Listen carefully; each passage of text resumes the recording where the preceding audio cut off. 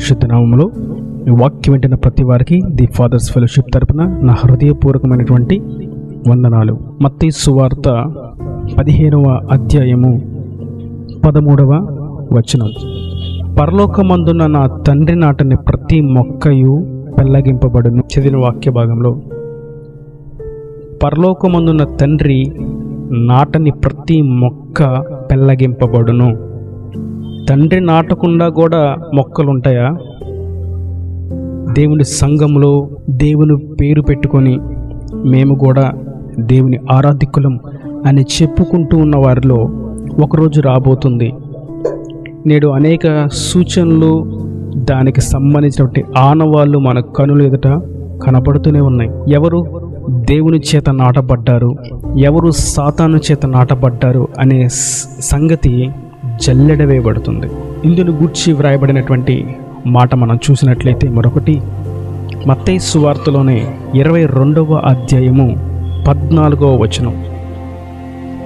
కాగా పిలవబడిన వారు అనేకులు, ఏర్పరచబడిన వారు కొందరే. నేడు వాక్యం వినేవాళ్ళు చూసినట్లయితే కోకొల్లలుగా ఉంటారు, కానీ దానిలో రక్షించబడిన వారు ఎవరు అని మనం చూసినట్లయితే కొందరే అని వాక్యం సెలవిస్తుంది. ఒక 100 మంది వాక్యం వింటే దానిలో రక్షించబడింది కొందరే. మనం లెక్కేయచ్చు ఆ కొందరిని అన్నట్లుగా కొందరే. మరి 100లో ఒక 25% కొందరే అనుకుందాం. 25 మంది రక్షించబడ్డారని అనుకుందాం. మరి ఈ 25 మంది కూడా పరలోకానికి వెళ్తారా అంటే 24వ అధ్యాయం 24వ వచనంలో చూసినట్లయితే అబద్ధపు క్రీస్తులను, అబద్ధపు ప్రవక్తలను వచ్చి సాధ్యమైతే ఏర్పరచబడిన వారిని సహితము మోసపూర్చుటకై గొప్ప సూచక్రియలు మహత్కార్యములను కనపరచెదరు. ఈ అంత్య దినాల్లో సూచక్రియలకి మహత్కార్యాలకి కొదువే లేదు. ఎక్కడ చూసినా సరే అక్కడ జరుగుతుంది, ఇక్కడ ఇది జరుగుతుంది, అక్కడ ఆయన ఎలా చేశాడు, ఇక్కడ ఈయన ఎలా చేశాడు, ఆ చర్చిలో జరిగింది, ఈ చర్చిలో జరిగింది. ఒక ప్రార్థన చేయించుకొని ఒక తల్లి ప్రార్థన చేశాను, ప్రార్థన చేయించుకున్న సమస్య చెప్పి ప్రార్థన చేశాను. అంతా అయిపోయిన తర్వాత ప్రార్థన చేసావా? చేశానమ్మా. ఏం కనిపించింది నీకు అని అడుగుతుంది. ఆయన ఏమైనా చూపించాలనుకుంటే ఆయన చూపిస్తారు.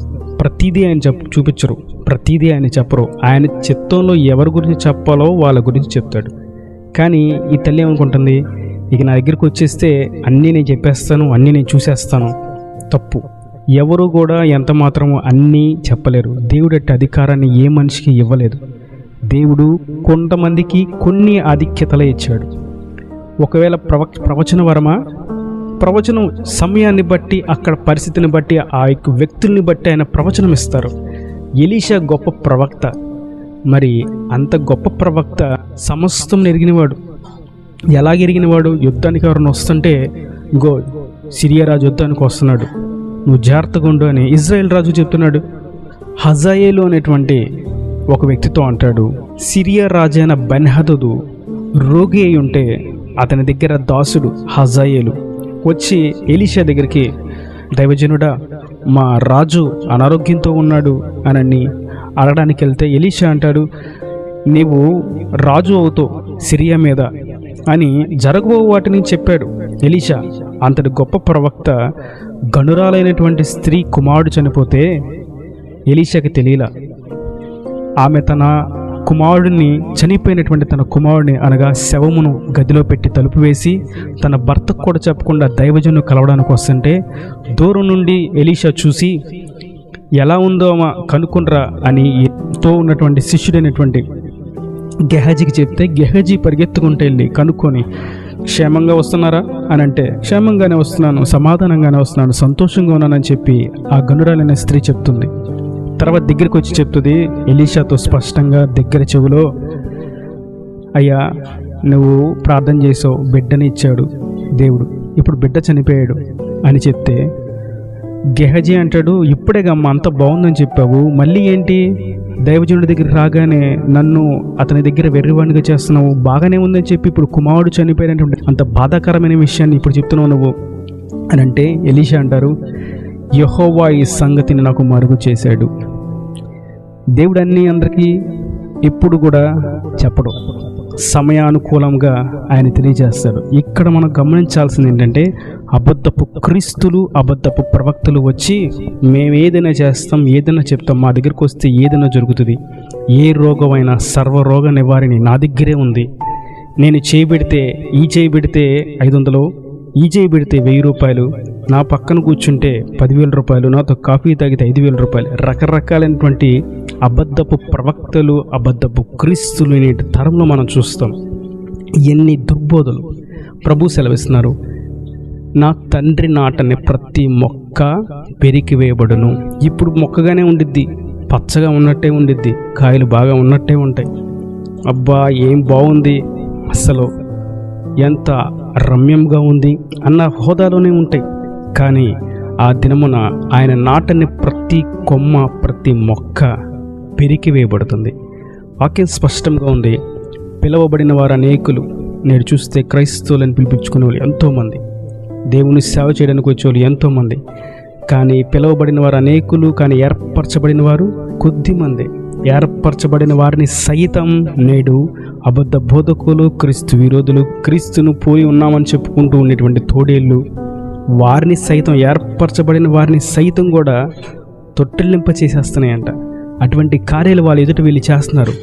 సో దేవుని ఆత్మను పొందుకోలేని వారు, దేవుని చిత్తాన్ని గ్రహించలేని వారు ఏం చేస్తున్నారంటే, ఏర్పరచబడ్డారు పాపం వీళ్ళు, దేవుని చిత్తంలో ఉన్నారు, దేవుని సాధనాలుగా దేవుని రాజ్యంలో ప్రత్యేక స్థానం కొరకు వీళ్ళు నిర్ణయించబడ్డారు.